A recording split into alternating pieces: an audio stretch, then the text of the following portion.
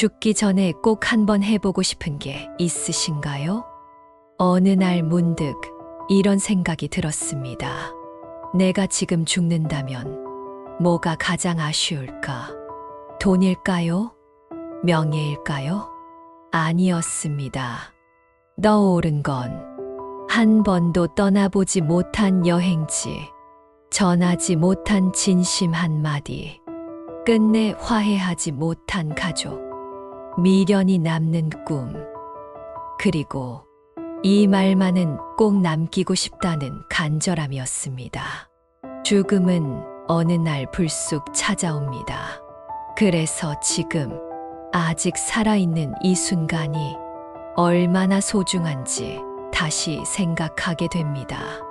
이 글은 중장년층인 우리가 죽기 전에 한 번쯤 꼭 해보고 싶은 5가지 이야기를 부처님의 말씀과 함께 풀어낸 여정입니다.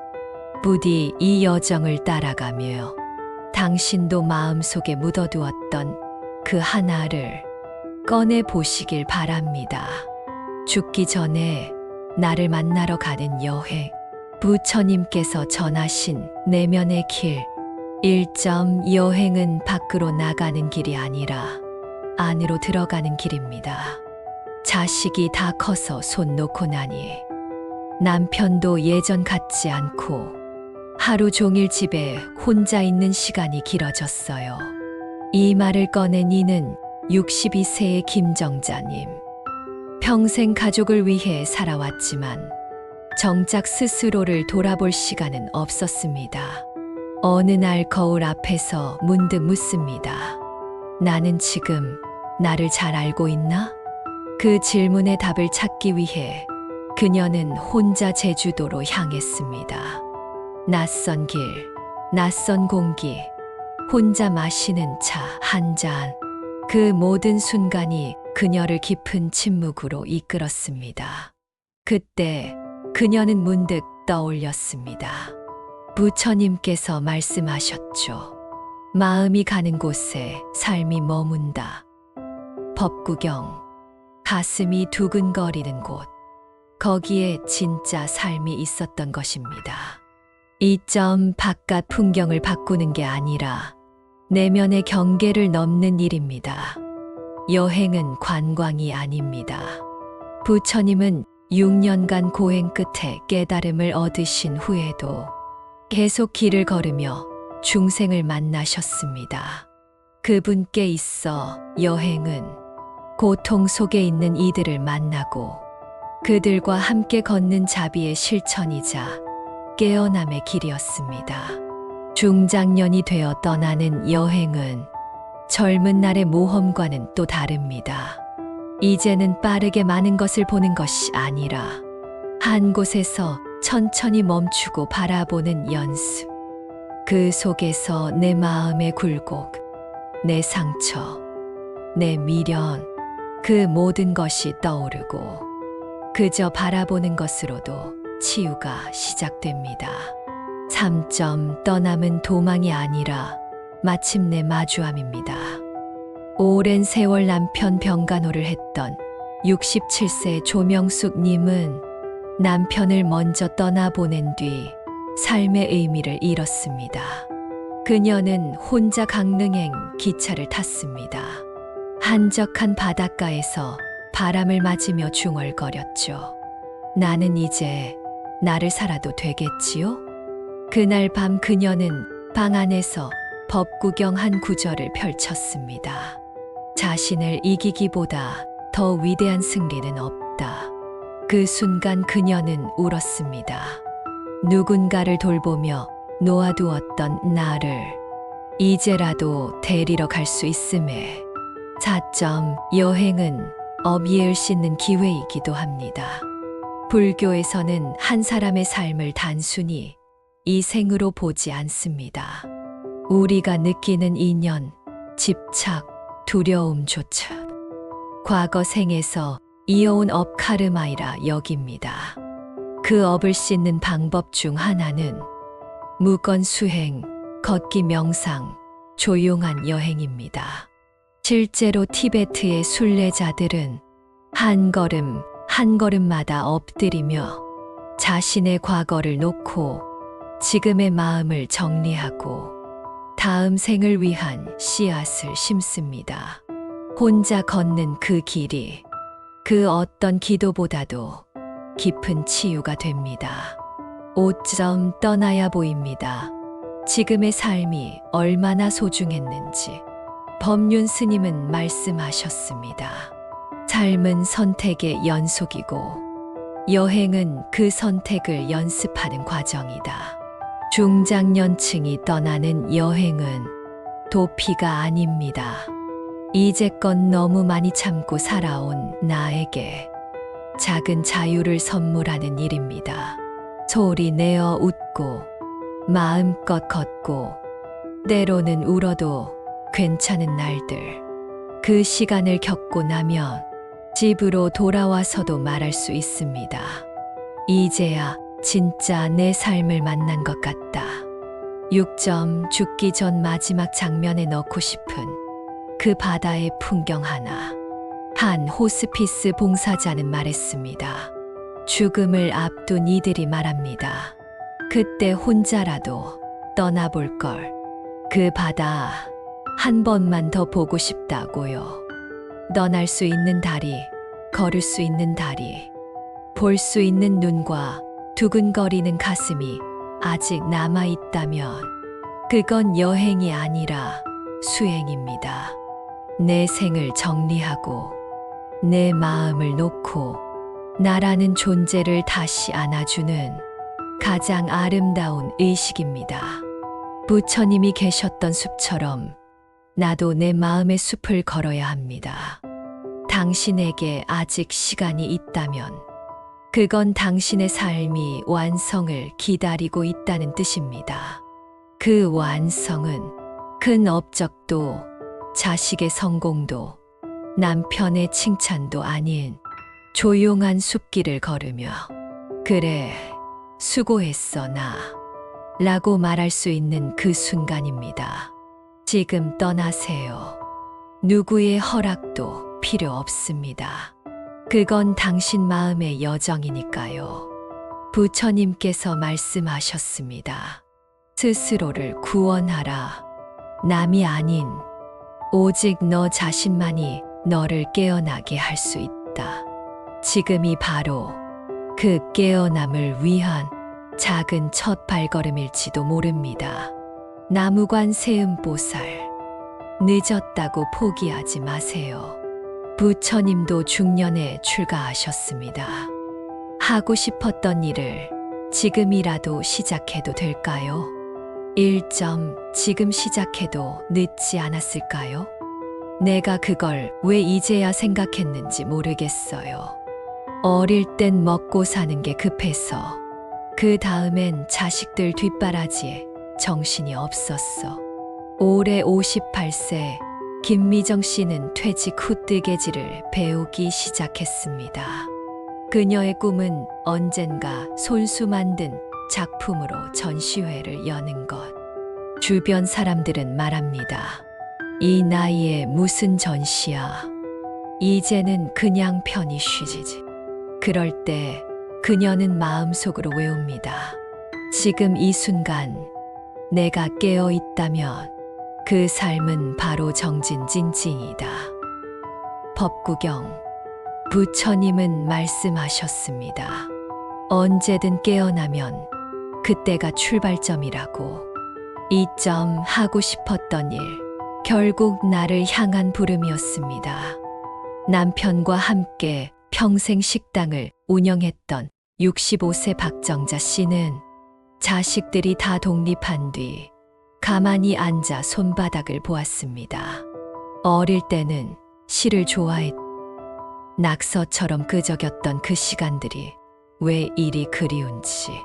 그녀는 용기 내어 지역 문화센터 시창작반에 등록했습니다. 두려움은 있었지만 매 수업이 설레고 좋았습니다. 부처님은 이런 말씀을 하셨습니다. 너 자신을 살펴라. 마음이 향하는 곳을 따라 너의 업 예의 잘한다. 나이와 상관없이 우리의 마음이 진실로 향하는 그 방향에 복이 자라고 있음을 알려주신 것입니다. 3. 누구를 위한 삶이었는지 돌아보게 되는 나이. 70세 윤영수 씨는 젊은 시절 연극 무대에 서고 싶었습니다. 하지만 집안 반대와 생계 때문에 포기한 채 공무원으로 평생을 일했습니다. 은퇴 후 우연히 본 시니어 연극반 모집 공고. 망설이다 등록한 그날부터 그의 눈빛은 달라졌습니다. 그는 무대 위에서 중얼거렸습니다. 이제라도 나를 살게 해줘서 고맙습니다. 부처님께서 말씀하신 적이 있습니다. 가장 큰 죄는 자신에게 진실하지 못한 것이다. 금강경. 윤영수 씨는 늦게나마 그 죄에서 벗어났고 자신에게 진실해졌습니다. 4. 늦게 핀 꽃이 가장 짙은 향기를 낸다. 사람들은 말합니다. 이 나이에 뭘 새로 시작하냐고. 체력도 집중력도 예전 같지 않다고. 하지만 부처님은 이렇게 말씀하셨습니다. 늙음을 두려워하지 말고 지혜가 깊어질 것을 기뻐하라. 젊을 때 시작한 이들은 속도는 빠를지 몰라도 삶의 깊이, 마음의 성찰, 고요한 집중력은 중장년층에게서만 나오는 선물입니다. 그 선물은 늦게 핀 꽃의 향처럼 더 오래 머뭅니다. 5. 내가 내 삶에 사인을 남긴다는 것. 죽음을 앞두고 가장 많이 남기는 후회 중 하나는 왜 하고 싶었던 걸 한 번도 안 해봤을까입니다. 물론 지금 시작해도 유명해지거나 돈을 벌기는 어렵겠죠. 하지만 그게 목적이 아니지 않습니까? 내가 살아있는 동안 단 한 번이라도 진심으로 몰입하고 그 일 앞에 떨리는 가슴을 느꼈다면 그건 존재의 사인이자 인생의 마지막 손글씨입니다. 부처님도 말씀하셨습니다. 모든 존재는 한 송이 꽃이다. 피지 못한 채 지는 것은 삶을 저버리는 것이다. 당신은 이미 피어나고 있습니다. 지금 이 용기 안에서요. 지금이라도 해보세요. 그것이 당신의 수행이 됩니다. 어쩌면 당신이 지금 이렇게 늦은 시기에 꿈을 꾼다는 건 이제야 진짜 나를 만났기 때문입니다. 부처님께서는 중년의 모든 걸 버리고 출가하셨습니다. 누군가는 늦었다고 했고 누군가는 미련하다고 했지만 그 길 끝에서 세상의 고통을 덜어주는 위대한 가르침이 시작되었습니다. 지금 당신이 붓을 잡고 춤을 추고 책을 쓰고 노래를 부르려는 마음 역시 그저 꿈이 아닌 수행일 수 있습니다. 나를 향한 작은 정진, 그것이 가장 깊은 기도입니다. 지금 시작해도 늦지 않았습니다. 당신이니까요. 나무관 세음보살. 이 마음 꼭 전하고 싶었습니다. 화해하지 못한 가족을 떠올리는 당신에게 1. 돌아가신 어머니와 화해하지 못한 딸의 이야기기. 어머니가 돌아가신 날 혜진 씨는 아무 말도 할 수 없었습니다. 화장장 앞 고요하게 흐르는 음악 소리만 들리던 그 순간 마음속에서 하나의 말이 맴돌았습니다. 엄마, 미안해 그리고 고마워. 하지만 살아계실 때 그 말 한마디가 너무 어려웠습니다. 엄마는 늘 날 비교했어요. 언니보다 못하다고, 왜 그렇게 무뚝뚝하냐고. 마음을 닫고 지낸 시간이 10년이 넘었습니다. 그 10년 동안 마음 한구석엔 늘 찔림이 있었지요. 혹시 나도 엄마처럼 살고 있지는 않을까. 그날 이후 혜진 씨는 매일 밤 촛불을 켭니다. 그리고 이렇게 기도합니다. 부모를 공경함은 복의 뿌리이다. 공경하지 못했다면 지금이라도 마음으로 공양하라. 법구경 2점 아무 말 없이 멀어진 형제. 형제는 멀리 있어도 가깝다지만 때론 가까이 있어도 너무 먼 관계가 됩니다. 70대 중반의 이종환 씨는 젊은 시절 동업하던 동생과 큰 말다툼을 하고 30년 가까이 연락을 끊었습니다. 그저 시간이 지나면 자연스레 풀릴 거라 생각했지만 그 시간 속에서 쌓인 건 더 많은 오해와 냉정함이었습니다. 그러던 어느 날 지인의 장례식장에서 우연히 동생을 마주쳤습니다. 흰 머리에 굽은 어깨, 먼저 손을 내민 동생에게 아무 말도 할 수 없었습니다. 잘 지냈냐? 그 짧은 말이 30년의 벽을 허물었습니다. 집에 돌아와 그는 부처님 말씀을 떠올렸습니다. 가장 큰 손실은 미워한 채 흘러보낸 세월이다. 마음을 전한다는 건 말을 잘하는 일이 아니라 내 마음을 내려놓는 일임을 알게 되었습니다. 3점 아직 살아있는 부모님께 말 한 번 제대로 못 건넸나. 60대의 주연 씨는 아직 부모님이 계십니다. 하지만 어릴 적 받은 상처 때문에 늘 거리감 있게 대해왔습니다. 아버지의 큰 소리, 어머니의 무관심, 그건 아이였던 주연에게 너무도 차가운 기억으로 남아 있었습니다.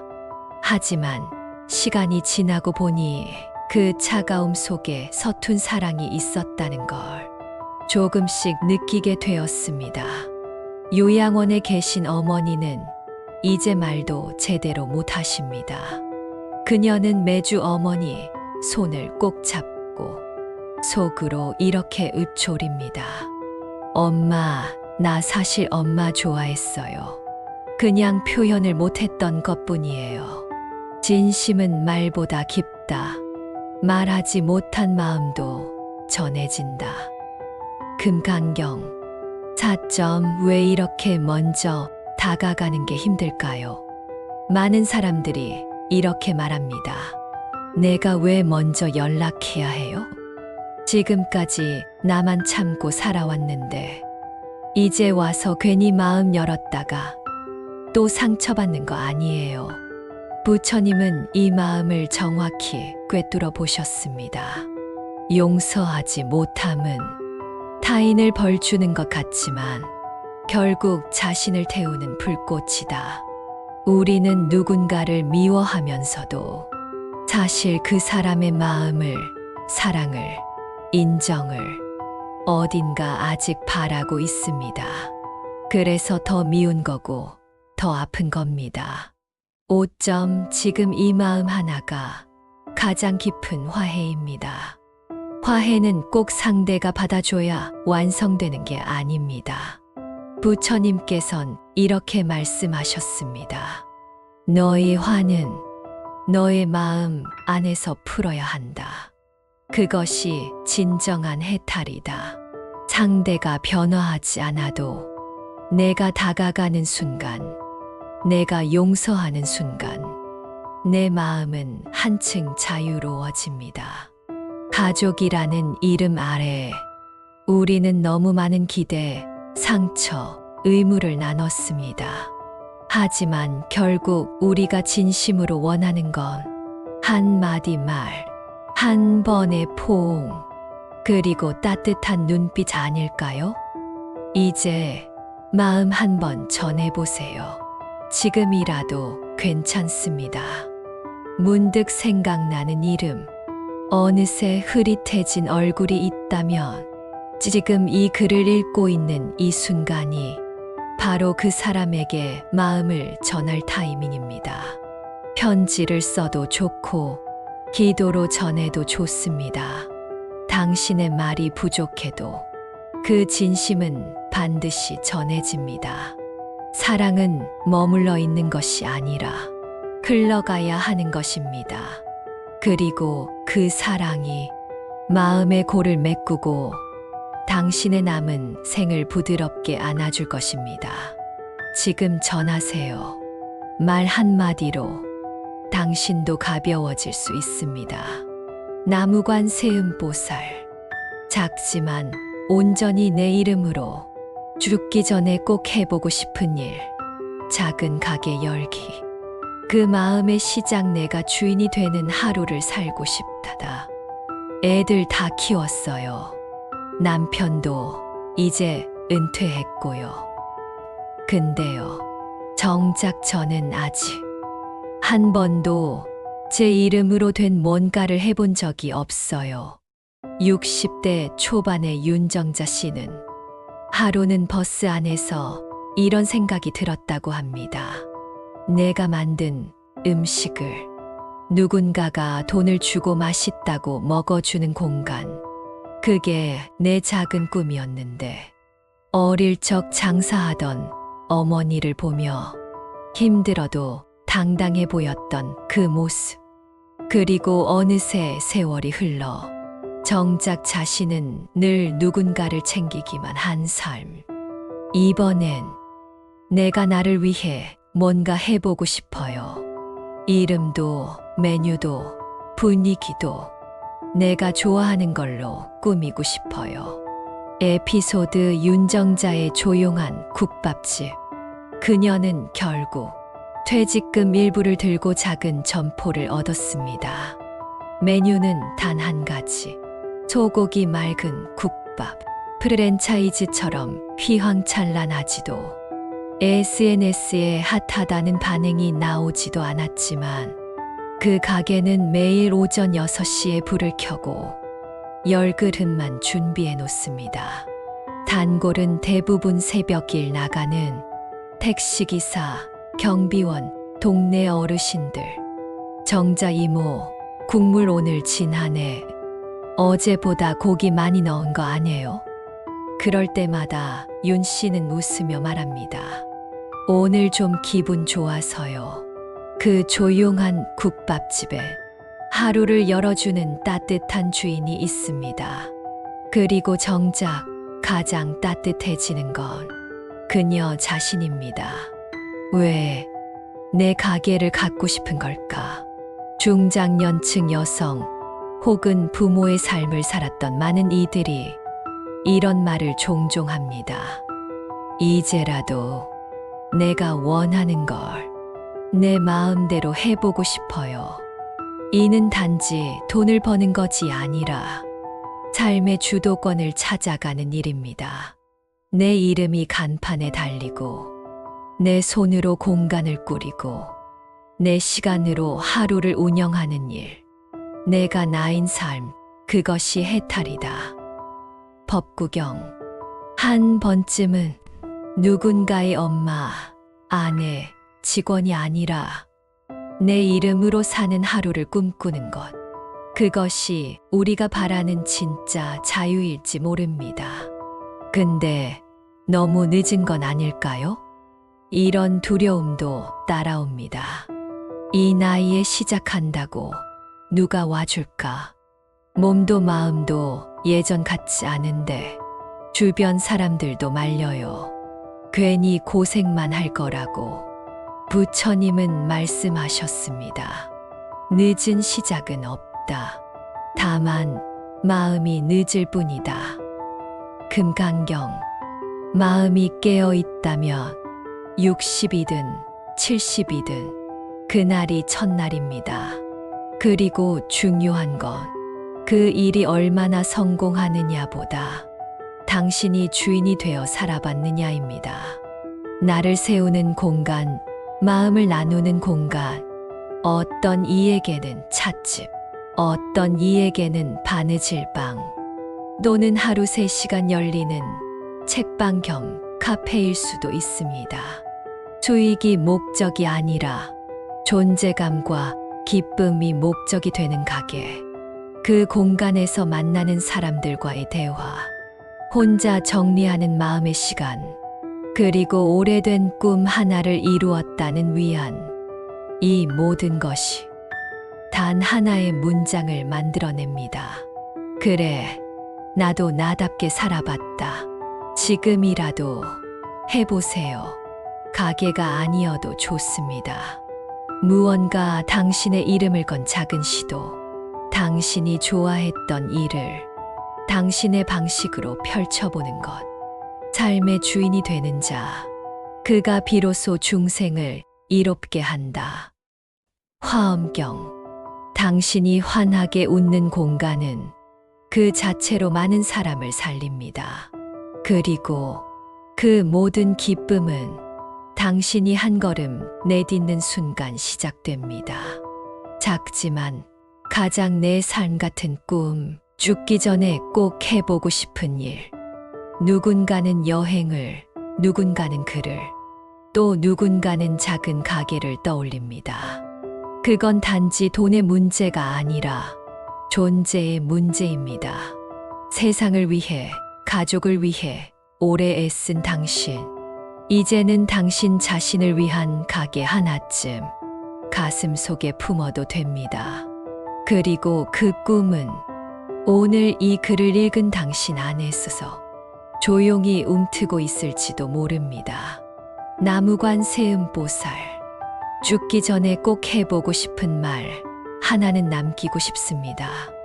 아직 하지 못한 말, 마지막으로 전하고 싶은 이야기기. 그 말을 왜 그땐 하지 못했을까요? 사람은 결국 하지 못한 말로 후회하게 됩니다. 사랑한다고 말할 걸 그랬어. 미안했다고, 고맙다고, 그 한마디만이라도 누구보다 가까웠던 사람에게, 그토록 소중했던 인연에게 우리는 수없이 마음속으로만 되뇌이다가 결국 한마디 못 남기고 살아갑니다. 죽음을 앞둔 사람들의 공통된 고백은 이렇습니다. 말은 마음에 있었는데 그때는 너무 어색했어요. 그냥 시간이 지나면 알겠거니 했죠. 그 사람이 먼저 알아줄 거라 생각했어요. 에피소드. 아버지가 남긴 짧은 메모. 70대 아버지가 병상에서 자녀들에게 남긴 짧은 글이 있었습니다. 나는 내가 참 자랑스러웠다. 표현이 부족해 미안하다. 너는 잘 컸고 앞으로도 잘 살 거다. 이 짧은 메모를 받은 자녀는 장례식이 끝난 뒤 한참을 껴안고 울었다고 합니다. 그 한마디를 듣기까지 나는 평생 인정받고 싶어 안달이었어요. 그런데 이렇게 가신 뒤에야 알았네요. 그분도 나를 사랑하셨다는 걸요. 살아있을 때 전해야 합니다. 부처님께서는 이렇게 말씀하셨습니다. 생은 더섭고 마음은 무상하니 지금 이 순간 전할 수 있는 말은 바로 전하라. 법구경. 말은 타이밍입니다. 진심은 가슴 속에만 있으면 그저 묻힌 보석일 뿐입니다. 특히 부모 자식 간, 부부 간, 형제 자매 간에는 오히려 더 어려운 말이 있습니다. 고마움, 미안함, 사랑. 그 단순한 말들이 한 번 늦어지면 그리움과 후회로 변해버립니다. 괜히 어색하고 무겁고 그렇습니다. 말을 꺼낸다는 건 결코 쉽지 않습니다. 그동안 너무 차갑게 지냈기에 감정이 쌓여 오히려 말을 못 꺼내게 되고 상대가 받아주지 않을까봐 두렵고. 하지만 부처님은 이렇게 일러주십니다. 용기 있는 자는 침묵보다 진실을 택한다. 금강경. 말을 건넨다는 건 먼저 용기를 내는 일입니다.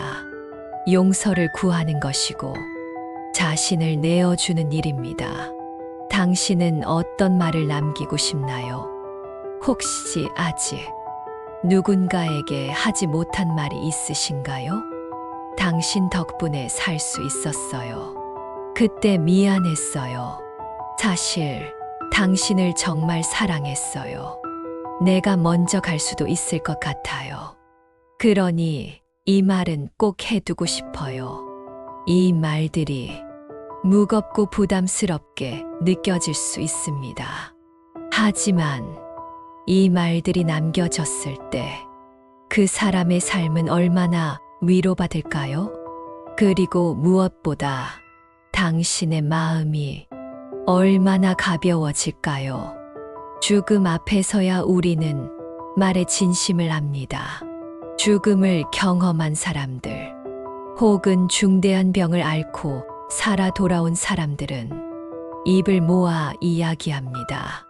내가 가장 후회했던 건 내 마음을 말하지 않은 것이었다.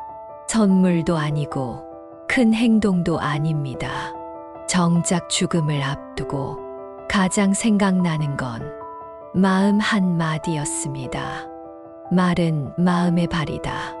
전해지지 않은 마음은 끝내 닿지 못한다. 아함경, 지금이 전할 수 있는 마지막일지도 모릅니다. 누구도 내일을 장담할 수 없습니다. 그리고 어떤 인연도 언제 끝날지 아무도 모릅니다. 오늘 하루 당신의 마음 속에 떠오르는 사람이 있다면 꼭 그 말 남겨보세요. 내가 내 자식이라 정말 고맙다. 늘 옆에 있어줘서 고마워. 그날 내가 미안했어. 사랑해. 이 말들이 누군가의 평생을 따뜻하게 만들 수 있습니다. 그리고 당신의 마지막 날을 덜 후회하게 만들 것입니다. 마무리 남긴 말 하나가 삶의 전부가 됩니다. 죽음은 멀리 있지 않습니다. 그리고 사랑도, 미움도, 고마움도 언제든 흘러가 버릴 수 있습니다. 그 전에 한마디 말이라도 꼭 남기세요. 그 한마디가 그 사람의 고단한 삶을 위로할 수도 있고 당신의 마음을 비워내는 해탈이 될 수도 있습니다. 부처님은 말씀하셨습니다. 이제 남은 생을 내답게 살아가야 할 시간입니다. 돌아보면 우리는 참 많은 걸 해냈고 참 많은 걸 참고 견디며 살아왔습니다. 이제는 더 늦기 전에 한 번쯤 나 자신을 위한 삶을 살아야 할 때입니다.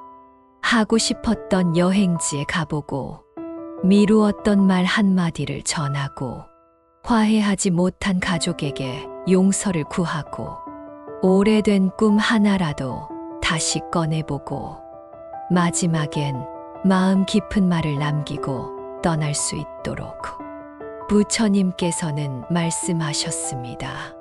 모든 삶은 무상하니 지금 이 순간을 참되게 살아라.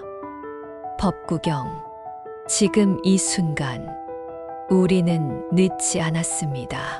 당신의 남은 인생은 아직 충분히 따뜻하고 아름답고 의미 있게 바뀔 수 있습니다. 나무관 세음보살